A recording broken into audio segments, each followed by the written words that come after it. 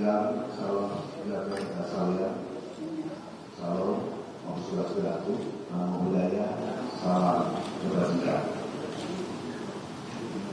Baik, yang saya hormati, hari di sini Bapak Kapolda Metro Jaya, Pak Dirjen Bidang Pak Humas, Pak Polres Budi Karnarto, dan juga hadir Pak Dirjen Pak Polres Imam,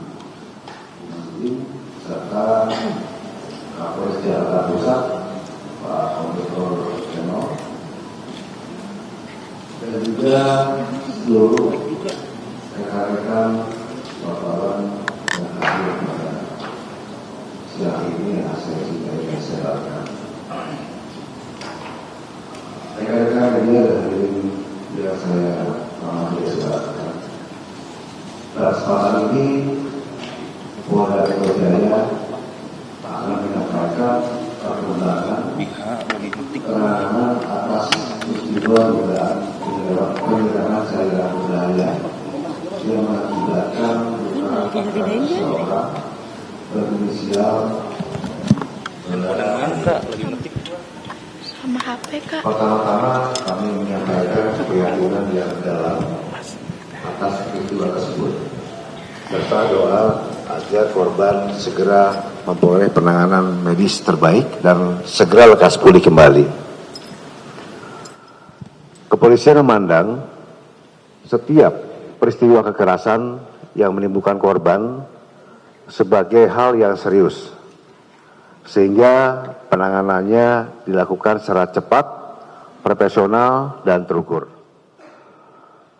Perlu kami sampaikan bahwa sejak awal informasi diterima, jajaran Polda Metro Jaya dan Mabes Polri telah bergerak melakukan langkah-langkah kepolisian menggunakan scientific crime investigation, mulai dari pengecekan terhadap korban, pendataan saksi-saksi, oleh olah tempat kejadian perkara, pembuatan visum et repertum, sehingga ke proses penyidikan lebih lanjut oleh Satreskrim Polres Jakarta Pusat dan juga Direktorat Reserse Kriminal Umum Polda Metro Jaya.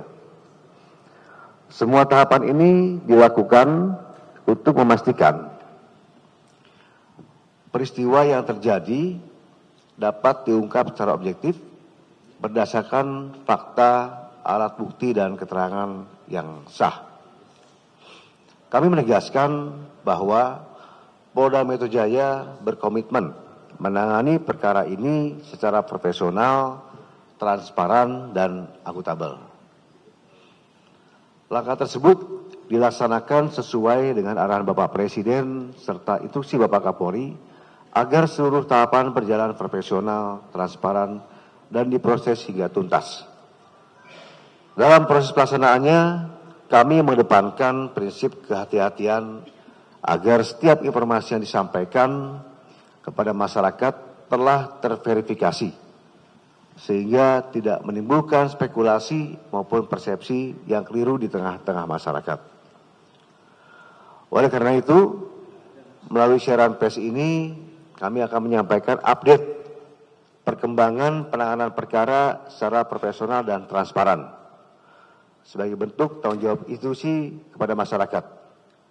Selain itu, kami juga menyampaikan apresiasi dan ucapan terima kasih kepada masyarakat yang telah berpartisipasi membantu dalam mengungkap kasus ini. Selanjutnya, jalannya rilis akan dipandu oleh Kabid Humas Polda Metro Jaya, Pak Kombes Budi. Silakan nanti ditentukan, ya, mungkin pertama dari Kapolres Jakarta Pusat, selanjutnya dari Direktorat Polda Metro Jaya. Silakan Mas Budi.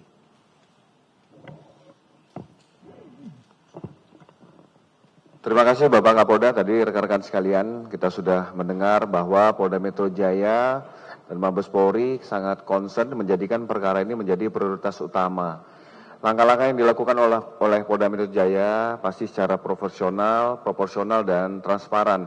rekan-rekan media dan masyarakat boleh mengawal tentang proses penyelidikan yang dilakukan oleh Polda Metro Jaya.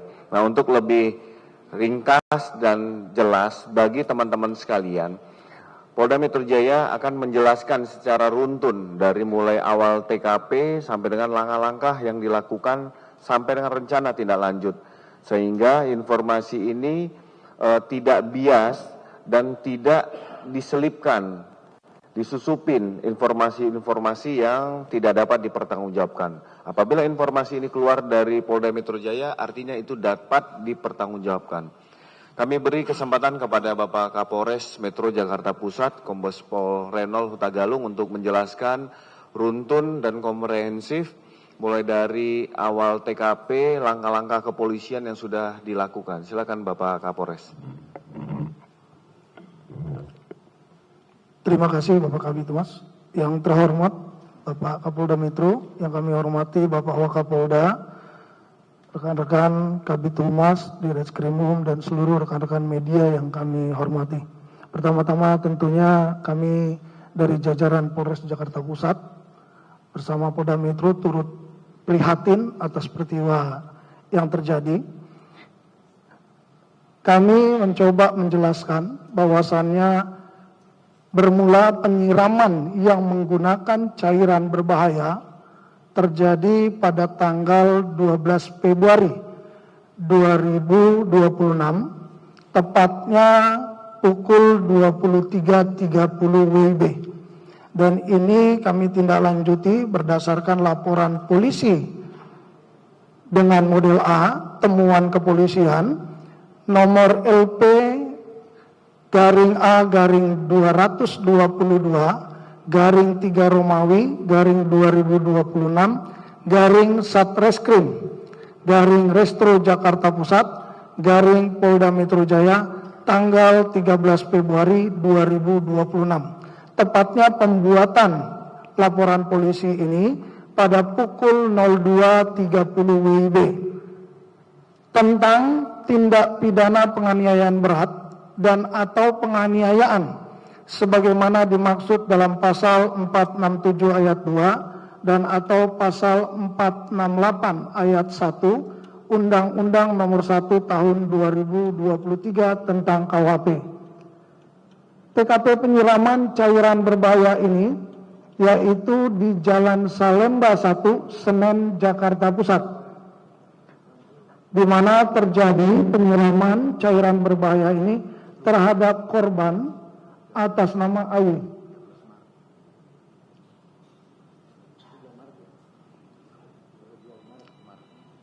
(13 Maret 2026, tepatnya 13 Maret 2026 untuk laporan informasi berawal di tanggal 13 Maret 2026.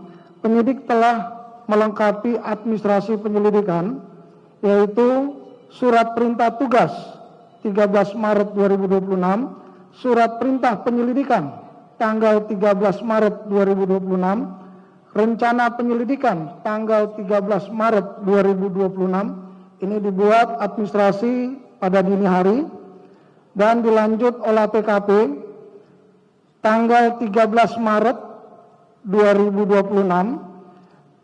Olah TKP berdasarkan penyelidikan secara ilmiah dilakukan terhadap dugaan peristiwa penyiraman cairan berbahaya terhadap korban AY di Jalan Salemba 1 Senen, Jakarta Pusat pada pukul 01.30 WIB yang dipimpin oleh Kasat Reskrim Polres Metro Jakarta Pusat AKP Robi, di mana terlihat di sini lokasi TKP dan titik penyiraman. Barang bukti yang didapatkan di TKP yaitu yang pertama, pakaian yang digunakan korban setelah disiram cairan berbahaya. Yang kedua, helm korban saat dilepas atau setelah dilepas akibat disiram cairan berbahaya yang diduga oleh pelaku diserahkan oleh Babin Kantipmas, yaitu Aibda Faisal kepada anggota Satreskrim. Kemudian dari penelusuran di sepanjang Jalan Salemba 1 didapat barang bukti yang diduga milik pelaku di Jalan Salemba 1 menuju RSCM. Ini bersesuaian dengan rekaman CCTV bahwa pelaku yang mengendarai menggunakan helm tersebut. Sehingga kami mencoba membuat skep TKP berdasarkan mata arah angin utara selatan, barat dan timur. Skep ini tanpa berskala, yaitu beberapa titik baik di poin nomor 1 posisi korban saat disiram, nomor 2 sisa cairan yang diduga cairan berbahaya ditemukan di permukaan jalan aspal, yang ketiga posisi motor korban setelah korban terkena cairan yang diduga cairan berbahaya, nomor 4 posisi korban saat membuka helm, nomor 5 korban melepaskan baju atau kaos berwarna hitam pada saat pemeriksaan awal di tempat kejadian yang ditemukan. Keenam, posisi korban saat duduk di trotoar dari keterangan korban setelah korban terkena cairan yang diduga cairan berbahaya tersebut. Nomor 7, cairan berwarna merah yang diduga kuat sebagai cairan berbahaya yang menempel pada besi jembatan turut diamankan sebagai barang bukti. Nomor 8 yaitu CCTV di toko RNT Mart dan beberapa CCTV lainnya, termasuk helm berwarna hitam yang ditemukan di jembatan kecil.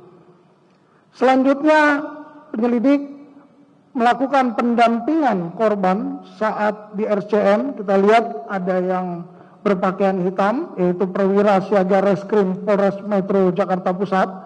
Bersamaan itu atas nama Ibda Dede Saifuddin, bersamaan dengan itu juga lanjut membuat laporan model A, laporan polisi sebagai bahan dasar untuk tindak lanjut kami.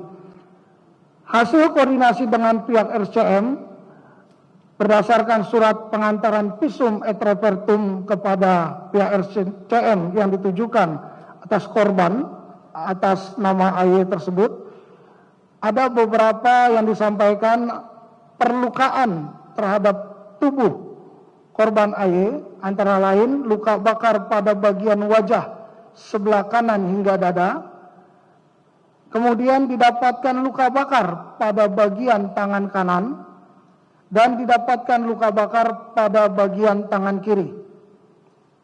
Selanjutnya penyidik telah melakukan interview terhadap saksi-saksi yang mengetahui, mendengar, dan berada di sekitar TKP sebanyak 4 orang. Ini awalan dari pemilik CCTV, warga yang menolong, dan melakukan pengejaran terhadap pelaku yang sempat di lokasi, berikut yang juga mengenal terhadap korban.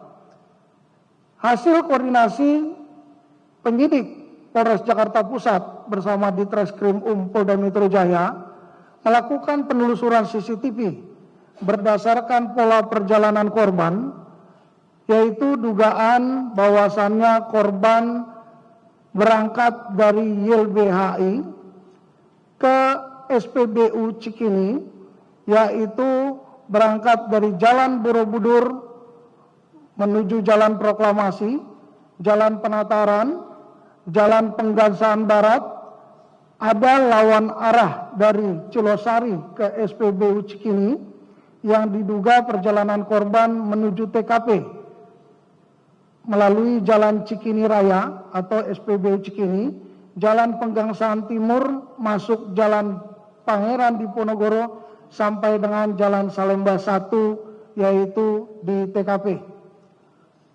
Selanjutnya penyidik melakukan gelar perkara pada tanggal 13 Maret 2026 yang dipimpin oleh Wakasat Reskrim. Dari hasil keterangan saksi-saksi barang bukti, dan petunjuk lainnya didapatkan peristiwa dugaan pasal 467 ayat 2 dan atau pasal 468 ayat 1 Undang-Undang Nomor 1 Tahun 2023 tentang KUHP. Selanjutnya penyidik telah melengkapi administrasi penyidikan, yaitu antara lain surat perintah tugas, surat perintah penyidikan, rencana penyidikan, surat pemberitahuan dimulainya penyidikan, ini yang akan dikirim kepada Kajari Jakarta Pusat dan tentu kepada korban atau pihak keluarga, serta surat perintah penyitaan tanggal 13 Maret 2026. Dari hasil surat perintah penyidikan, maka dilanjut penyidik melakukan pemeriksaan terhadap 7 orang saksi yang tentu dilakukan pemeriksaan secara intens dan sampai saat ini masih terus dilakukan pemeriksaan, antara lain kepada pembuat laporan polisi maupun tim yang ada di lapangan dan 4 orang yang menjadi saksi TKP, sehingga berjumlah 7 orang. Selanjutnya penyidik berkoordinasi dengan tim Lembaga Perlindungan Saksi dan Korban, yaitu LPSK RI, pada tanggal 14 Maret 2026 yang bersama-sama turun ke lokasi tempat kejadian perkara. Selanjutnya penyidik melakukan koordinasi dengan Bareskrim Polri dalam hal ini menindaklanjuti temuan barang bukti yang ada di TKP, yaitu bermula pada tanggal 13 Maret 2026 melakukan pengiriman sampel baju dan helm milik korban ke Puslapor Bareskrim Polri untuk mendapatkan hasil menentukan senyawa kimia apa yang terkandung sehingga korban mengalami luka bakar dan baju korban yang rusak atau meleleh. Pada tanggal 14 Maret 2026 melakukan pengiriman DVR CCTV yang berada di sekitar TKP ke Puslapor Bareskrim Polri untuk dilakukan pemeriksaan lebih lanjut. Dan pada tanggal 15 Maret 2026 melakukan pengiriman barang bukti helm yang diduga milik pelaku ke Pusiden Bareskrim Polri untuk mendapatkan sidik jari atau fingerprint dan ke Puslapor Polri untuk mendapatkan DNA yang diduga milik pelaku. Perlu kami tekankan tadi yang bulan Februari di awal itu adalah Maret. Ini kesalahan redaksional, akan kami koreksi kembali. Sekian dan terima kasih. Terima kasih Bapak Kapolres Metro Jakarta Pusat sudah menjelaskan. Kami tegaskan mana kejadian itu hari Kamis 2026 sekira pukul 23.30 WIB. Langkah-langkah yang sudah dilakukan oleh Polres Metro Jakarta Pusat secara proaktif untuk mendatangi TKP dan membuat temuan LP model A. Kami sampaikan kepada rekan-rekan media dan masyarakat sekalian, dengan tempo waktu yang ada, kami berharap ini diberi ruang kepada penyelidik dan penyidik untuk bisa bekerja secara maksimal. Jadi tempo waktu yang ada ini bagaimana untuk mengumpulkan barang bukti secara cermat dan teliti. Jadi bukan ruang waktu yang lama, waktu yang memang tidak bisa tergesa-gesa tetapi harus bisa secara teliti. Nah, untuk secara lengkap proses penyelidikan sampai dengan pengolahan barang bukti digital forensik secara scientific crime investigation yang dilakukan oleh Direktorat Reserse Kriminal Umum, kita beri ruang kepada Bapak Direktur Reserse Kriminal Umum untuk bisa menjelaskan hasil yang sudah dilakukan dan yang akan dilakukan untuk perkara ini.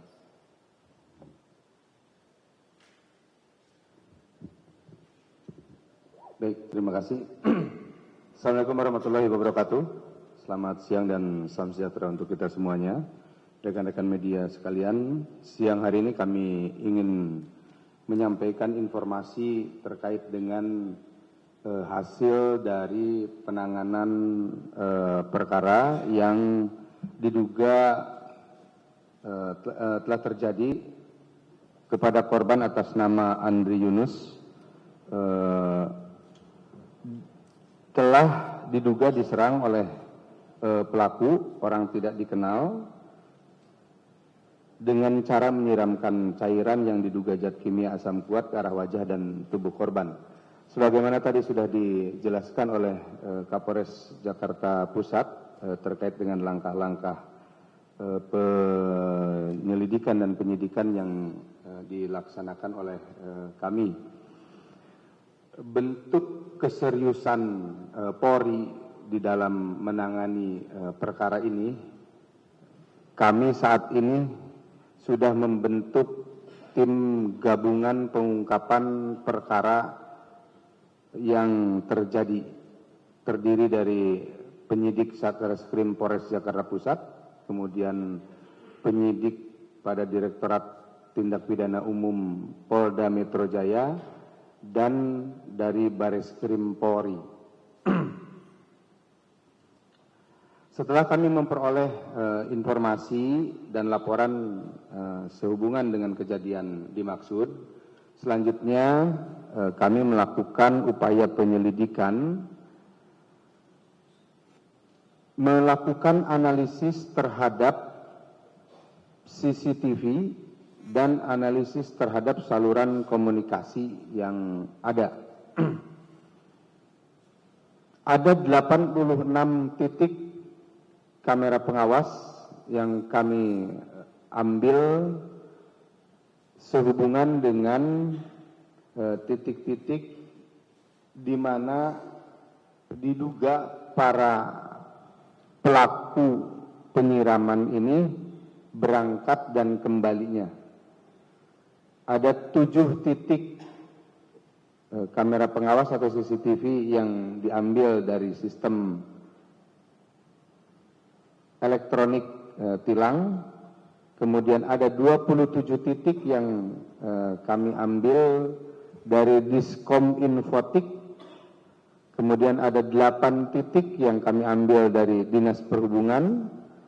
Kemudian ada 44 titik CCTV dari warga, artinya rumah warga, kemudian perkantoran maupun bangunan-bangunan yang ada di sekitar jalur pelintasan pelaku. Dari 86 titik kamera pengawas yang kami analisa, 110 gambar dalam bentuk video dengan durasi 10.320 menit, sehingga kami membutuhkan beberapa hari ini dalam menganalisa digital terhadap video rekaman CCTV yang ada di sepanjang jalur yang dilintasi oleh pelaku. Dapat kami informasikan kepada rekan-rekan sekalian, sebelum kejadian terpantau berdasarkan hasil analisa rekaman CCTV dari sejumlah titik di wilayah Jakarta, para terduga pelaku diduga telah mengikuti pergerakan korban sejak sebelum kejadian. Pergerakan para terduga pelaku terdeteksi melalui beberapa titik kamera pengawas dengan jalur dimulai dari pergerakan para pelaku ini dari wilayah Jakarta Selatan menuju titik kumpul awal di timur atau sekitar stasiun Gambir. Kemudian sore hari dari depan stasiun Gambir tersebut di Jalan Merdeka Timur, terduga pelaku menelusuri Jalan Insinyur Haji Juanda. Ini kami sampaikan berdasarkan hasil temuan analisa CCTV ya rekan-rekan sekalian. Kemudian dari Jalan Insinyur Haji Juanda, para pelaku menuju Jalan Medan Merdeka Barat. Dari Jalan Medan Merdeka Barat, selanjutnya menuju kawasan Tugu Tani. Jadi kalau rekan-rekan mengikuti alurnya, itu melingkari Monas menuju jalan wilayah kawasan Tugu Tani. Kemudian dari Tugu Tani selanjutnya berputar dulu menuju Jalan Medan Merdeka Timur dan selanjutnya menuju YLBHI. Setelah sebelumnya menuju SPBU Cikini Raya.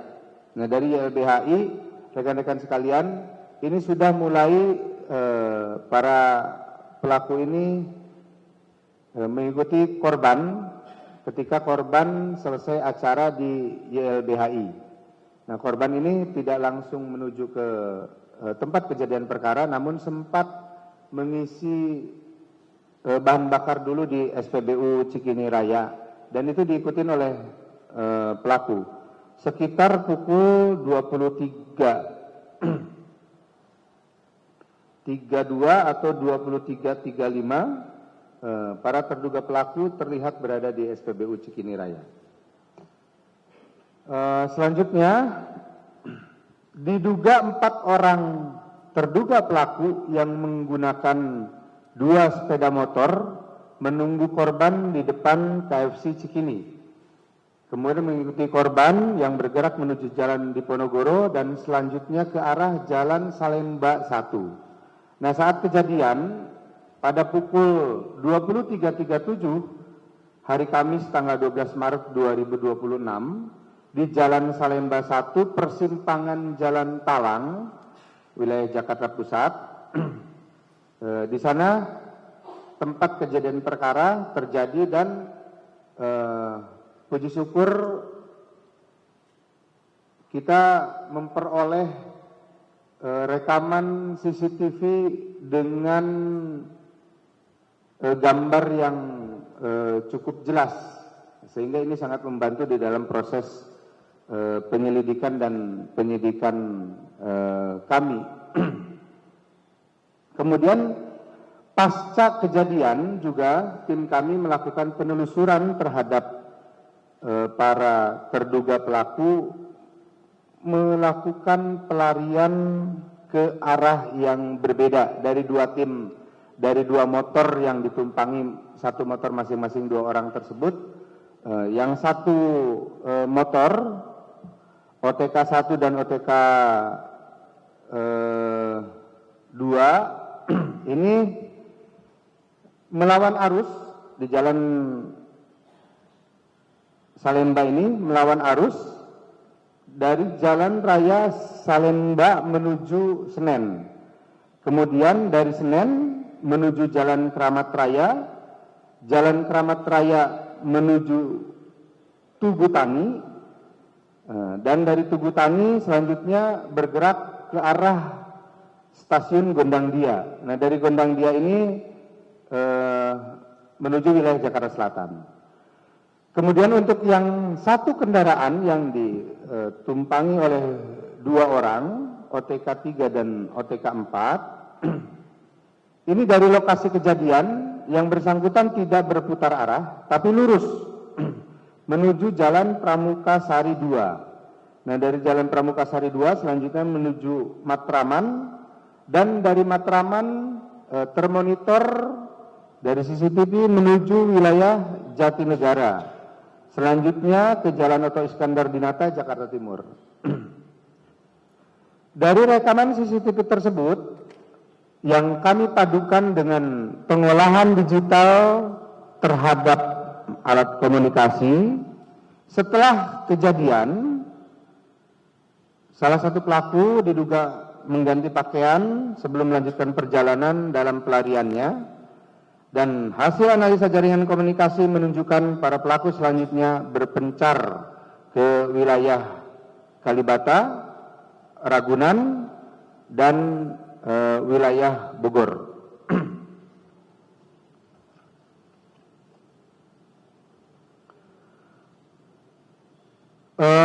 Rekan-rekan sekalian, saat ini kondisi korban berdasarkan pemeriksaan medis mengalami trauma asam, kemudian luka bakar pada bagian wajah, lengan, batang tubuh, dan kedua anggota gerak lainnya. Mudah-mudahan korban segera diberikan kesembuhan. Mari kita sama-sama doakan rekan-rekan sekalian, keluarga kita, sahabat kita tersebut segera memperoleh kesembuhan sehingga bisa kembali beraktivitas. Kami sangat bersyukur rekan-rekan sekalian bahwa dengan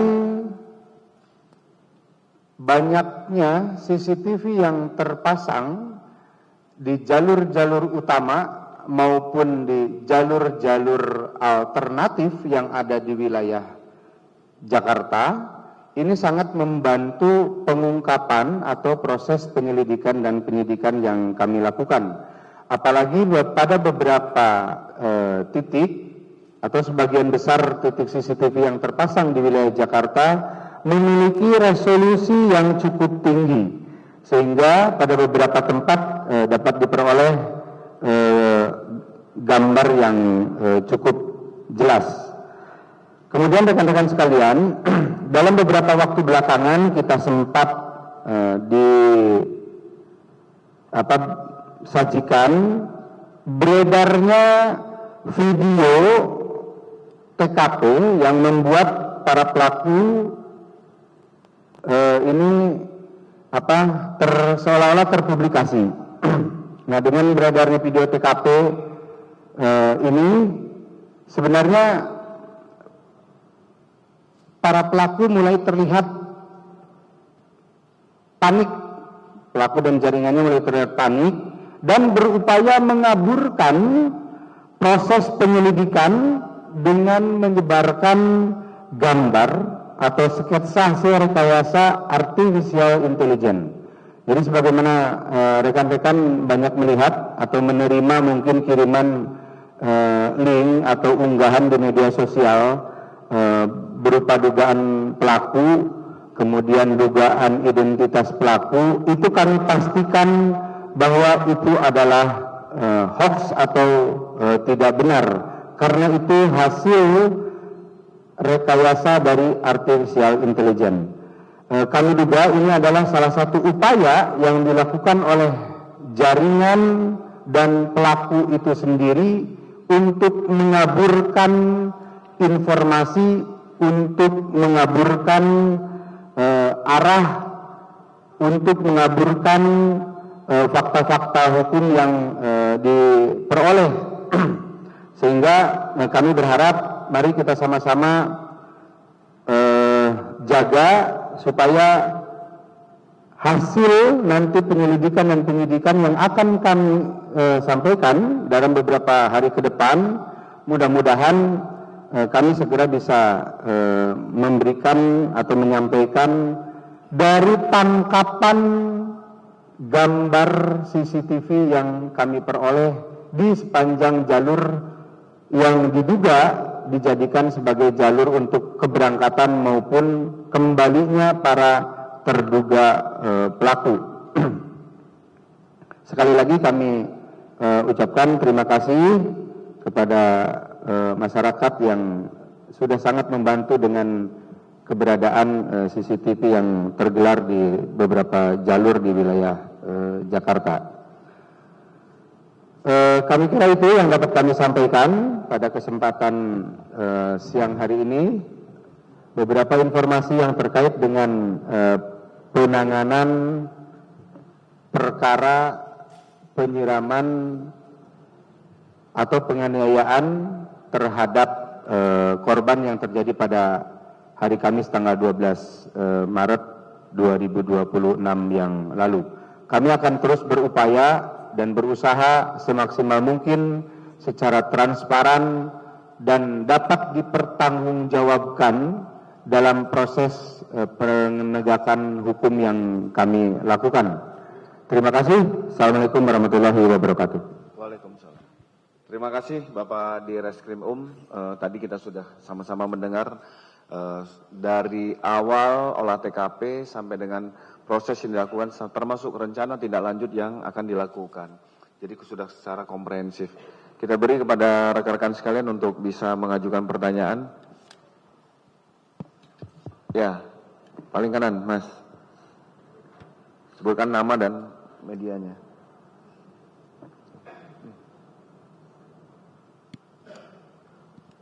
Izin Pak, saya Rama dari Wartawan Harian Kompas. Sangat jelas dan runut ya Pak ya penjelasan dari Pak Kapolres juga dengan dari Pak Dirkrimum mengenai titiknya. Pertanyaan dasar sebenarnya pelaku ini sudah tertangkap atau masih dalam buruan Pak? Karena kan dari runut kita tahu lokasi dia pulang itu kemana, dia kemudian berangkat dari Monas kemudian menuju ke lokasi TKP, kemudian berpencar menuju ke Kalibata, ke Bogor gitu. Apakah saat ini pelaku sudah ditangkap atau masih dalam pengejaran petugas? Itu yang pertama. Yang kedua, kalau dilihat dari skema kinerja mereka, pelaku ini tergolong sangat terorganisir ya Pak ya. Dari awal kemudian dia ikuti, kemudian dia dia lakukan eksekusi dan kemudian dia kabur. Dari sisi itu apakah ini organisasi atau jaringan yang sudah terlatih atau gimana nih Pak? Ataukah memang murni orang biasa atau orang yang sudah terlatih begitu? Terus yang ketiga Pak, mengenai plat nomor yang digunakan itu asli atau palsu Pak? Kemudian plat nomor kendaraan Pak yang digunakan itu asli atau palsu? Terus kemudian apakah wajah dari pelaku itu juga sudah terekam Pak? Kalau sudah terekam kan sebenarnya tidak sulit bagi penyidik untuk segera menangkap pelaku ya Pak ya.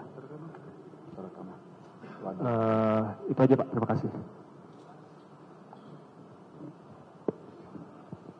Pak, saya Nadia dari Metro TV. Kurang lebih sama pekerjaan dari pelaku. Habis itu tadi kan disampaikan ada kendalanya ada 2.000 lebih rekaman video yang masih dicek saat ini kan.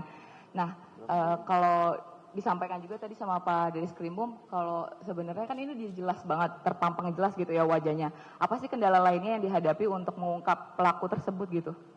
Itu aja sih Pak. Oke, makasih Mbak. Terakhir sebelah kanan ya. 3. Baik, tes. Izin Pak, Iqbal dari Kumparan. Izin bertanya, tadi disebutkan berarti di sini fix pelakunya lebih dari 2 orang ya Pak? Tadi kan Bapak sebutkan ada 2 motor, ada 4 pelaku gitu di lapangan. Nah, dalam hal ini yang beredar di CCTV kan yang di sosial media tentunya itu hanya 2 pelaku. Nah, untuk 1 motornya lagi sebenarnya di TKP berperan seperti apa Pak berdasarkan peninggalan di CCTV begitu. Nah, itu yang pertama. Yang kedua, tadi Bapak juga sempat sampaikan penyebar gambar AI adalah bagian dari pelaku atau jaringan pelaku. Nah, dalam hal ini apakah artinya identitas pelaku sudah muncul, termasuk juga dengan jaringan-jaringannya atau seperti apa sih Pak mengenai hal itu gitu? Sebab ada dugaan juga dari teman-teman Kontras bahwa pelaku bergerak secara terorganisir dan lebih dari 2 orang. Mungkin bahan penerangannya di soal ini gitu.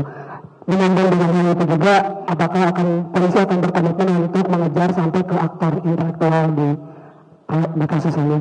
Mungkin pertanyaan berikutnya Pak, ada informasi bahwa ada koordinasi dari Kontras melaporkan sejumlah puluhan CCTV kepada pihak kepolisian. Di saat yang bersamaan juga Kontras melakukan investigasi independen gitu. Nah, dalam hal ini keterangan apa saja yang polisi peroleh dari Kontras dalam menerangkan atau mengungkap kasus ini gitu? Karena menurut saya itu juga penting sebagai bentuk koordinasi. Mungkin itu dulu Pak. Ya. Terima kasih rekan-rekan. Mungkin akan dijawab oleh Bapak Direskrim terhadap beberapa pertanyaan tersebut. Baik, terima kasih rekan-rekan sekalian. Ini beberapa pertanyaannya sangat luar biasa. Ada yang sama juga, yang sama saya kira mungkin sekali jawab ya.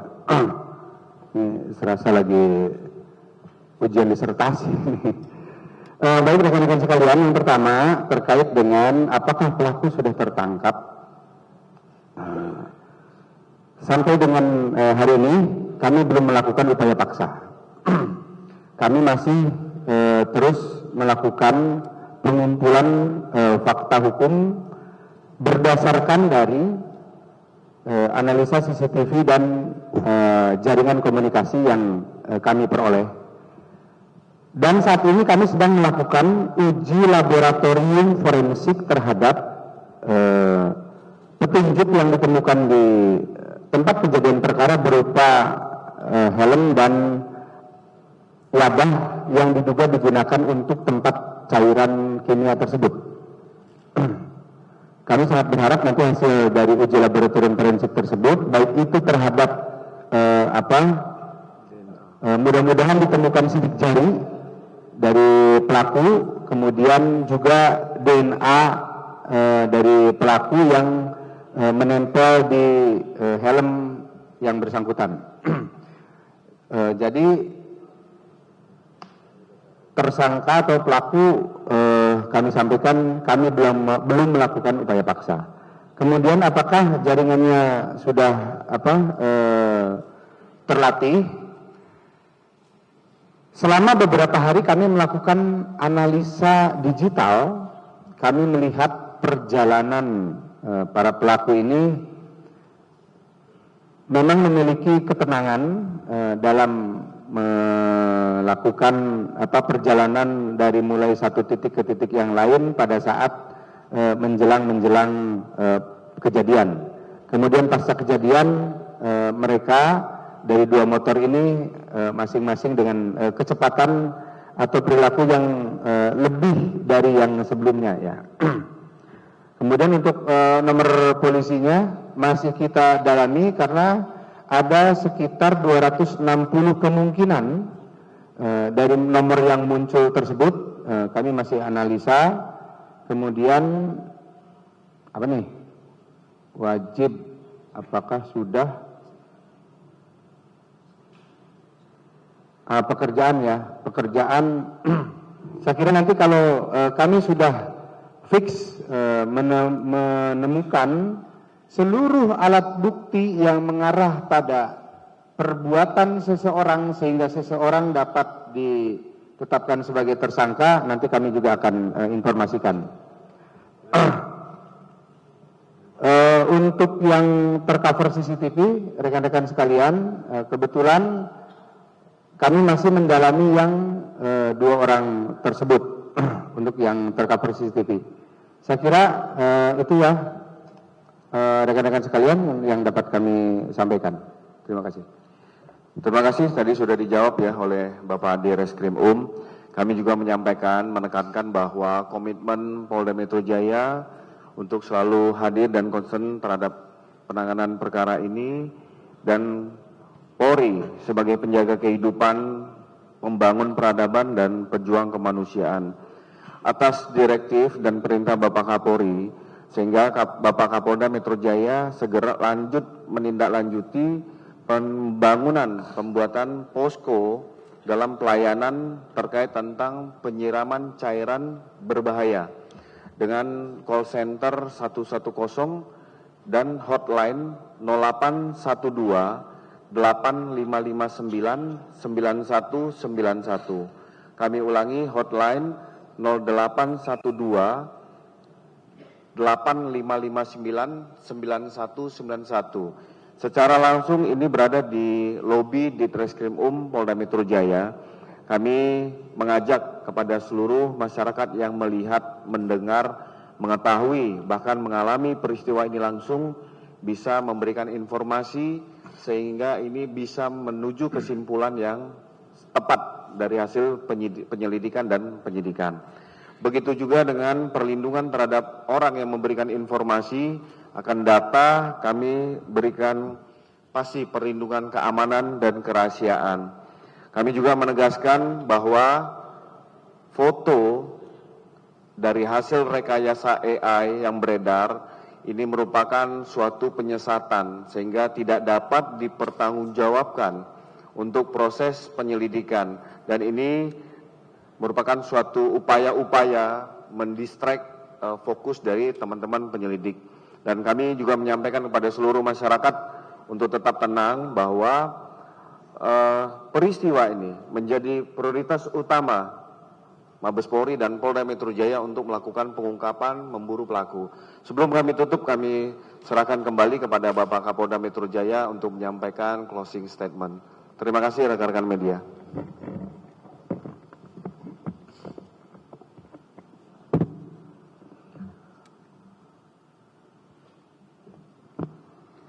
Baik rekan-rekan media sekalian yang saya hormati, saya banggakan.